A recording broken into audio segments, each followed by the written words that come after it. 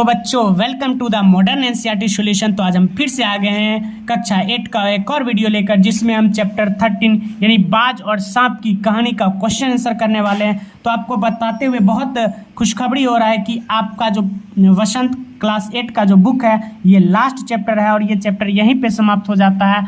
और इससे पहले मैंने सारे वीडियो का क्वेश्चन आंसर करा रखा है, तो आप जाके चैनल पे चेकआउट कर सकते हैं। चलिए इसका क्वेश्चन आंसर शुरू करते हैं, जिसका पहला क्वेश्चन है प्रश्न अभ्यास। शीर्षक और नायक। लेखक ने इस कहानी का शीर्षक कहानी के दो पात्रों के आधार पर रखा है। लेखक ने बाज और सांप को ही क्यों चुना, आपस में चर्चा कीजिए। चलिए इसका आंसर देखते हैं। बाज और सांप एक दूसरे के दुश्मन हैं। इस कहानी में क्रियाशीलता और आलस्य दो भावना बाज और सांप के माध्यम से प्रकट की गई है।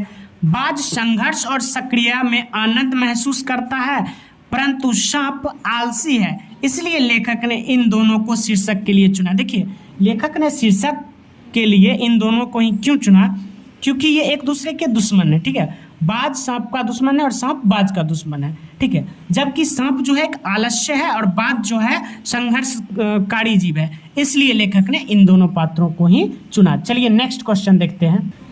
देखिए अब कहानी पर आते हैं। घायल होने के बाद भी बाज ने यह क्यों कहा, मुझे कोई शिकायत नहीं है, विचार प्रकट कीजिए। घायल होने के बाद भी बाज ने यह कहा कि मुझे कोई शिकायत नहीं है। उसने ऐसा इसलिए कहा क्योंकि वह किसी भी कीमत पर समझौतावादी जीवनशैली पसंद नहीं करता था। जब तक उसके शरीर में ताकत रही तब तक ऐसा कोई सुख नहीं बचा जिसे उसने ना भोगा हो।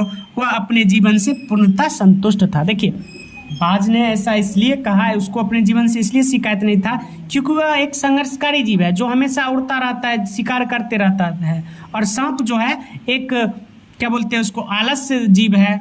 और ठीक है, तो अपने जीवन में हमेशा यह खुशी रहा, संघर्ष करते रहा। और आप लोग भी अपने जीवन में संघर्ष करते रहिएगा तो खुशी रहिएगा, और संघर्ष नहीं कीजिएगा तो खुशी नहीं रह पाइएगा।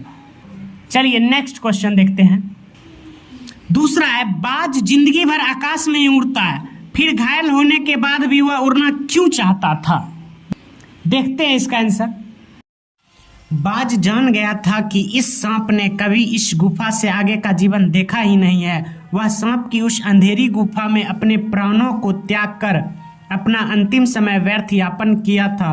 अपने अंतिम समय में भी उस वह बहादुरी चाहता था, यही उसका लक्ष्य था, इसलिए अपने अंतिम उड़ान भरने का निर्णय लिया। देखिए सांप उड़ने की इच्छा को मूर्खतापूर्ण मानता था, फिर उसने उड़ने की कोशिश क्यों की। सांप उड़ने की इच्छा को मूर्खतापूर्ण मानता था क्योंकि वह मानता था कि वह उड़ने में सक्षम नहीं है। पर जब उसने बाज के मन में आकाश में उड़ने के लिए तरफ देखी, तब सांप के मन में भी उत्सुकता जागी कि आकाश का मुक्त जीवन कैसा होता है, इस रहस्य का पता लगाना ही चाहिए।